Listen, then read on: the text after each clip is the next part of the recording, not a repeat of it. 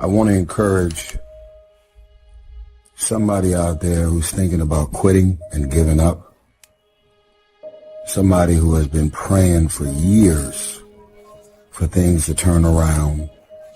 And they're asking God, they're questioning God. Where is it? What, when, where?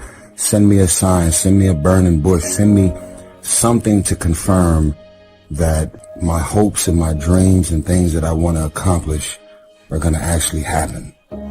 You're thinking about quitting, you're thinking about giving up. This is for you.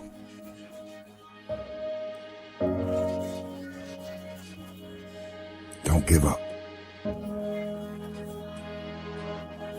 Don't give up. Stay in it. Stay focused.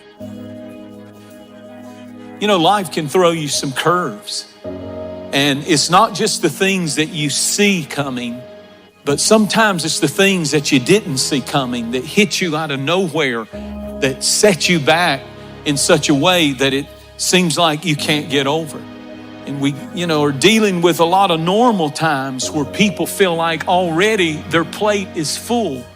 And then all of a sudden, out of nowhere, there comes these unexpected things that just make us feel like we're overwhelmed.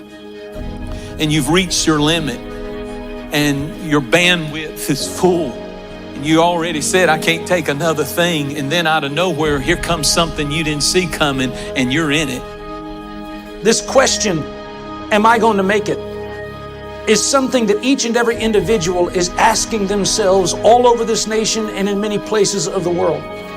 And in your homes, somewhere in your heart, these words are echoing, am I going to make it? Somebody needs to know today you're going to make it. Somebody needs to know today you're doing all right. You may not be what you ought to be, but you're not what you used to be. And you're going to get there by God's grace. Don't you give up. Don't you quit. And don't you keep putting yourself down. You're doing better than you think you are. Ecclesiastes chapter 3 gives 28 times and seasons in life. It says there's a time to be born, there's a time to die. There's a time to laugh, there's a time to cry. There's a time to dance, there's a time to mourn. There's a time to gather, there's a time to let go. It's 28 different times in life. The one time I can't find in there is the time to quit. There is no time to quit in your life in this. If you'll keep going, that's how you get to heaven. Tell somebody this is no time to quit. You may have bars, you may have chains, but you're still blessed. When you come into a season of struggle like you're in right now, do not be defeated, because if you're breathing and the sun is shining, then God has a purpose for you. You're still alive. So therefore, God is not done with you. You're still here. God has a plan for your life. God has things in mind for you beyond anything you could ever imagine. Shake off feeling sorry for yourself. Shake off don't nobody love me talk. Shake off all of that talk of, being a victim. It's time to encourage yourself in the Lord. Stand up to life. Stand up to this challenge and encourage yourself in the Lord. It's bad. We've lost a lot and we don't have a guarantee of anything in the future except God is with us. The person who prevails is the person who refuses to give up. The person with the mental toughness is the person who will triumph. The testing of your faith produces perseverance. The man who can get up one more time than the time he's knocked down is going to be the winner. Being knocked down is not a problem, but staying down is a problem. Get up, because success begins by getting up one more time than you've been knocked down. The Bible declares in Proverbs 24:16, listen to this.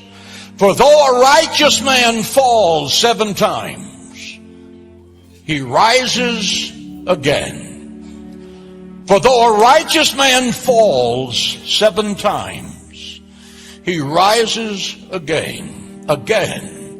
You're not a failure for falling down. You're a failure for staying down. You know, it's amazing how many people in the world have done phenomenal things after having failed numerous times in their life. And so failure doesn't have to be the end. Making mistakes doesn't have to be the end. I think most people, if they're going to be successful, they have to press through some things. And one of the things that we tend to do, or that one of the lies that the enemy tells us is, well, there's just no way. There's no way. There's no way out. But we have to remember that there's always a way out. And those of us who are believers in Jesus Christ know that He said in John 14:6, I am the way. We may not know the way, and He may not be telling us the way, but He wants us to believe that He is the way maker. God will make a way for you, but He does require you to never give up. If you invite Jesus in, if you passionately get on your knees and pray, and you invite Him in, He will show up. And He will literally make a way out of no way. He's always there. Sometimes you don't feel He's there. Sometimes you wonder, where in the world of God are you? He's always there. You remember that verse? I will never leave you nor forsake you, period. You cannot walk through one moment of adversity as a child of God without His presence. I will never leave you nor forsake you, period. Not except if what? No. A child of God is always in the company, in the presence of Almighty God through His Son, Jesus Christ, who lives on the inside of us. What an awesome assurance. Don't give up on yourself, because if you do, then what you're saying is, God's not big enough to change me. There's nobody that is beyond change. God can change every single one of us. I don't want you to give up. I don't want you just to throw in the towel and quit. If all you can do right now is just get out of that bed and walk across the room, do something. And if you'll do what you can do, God will do what you cannot do.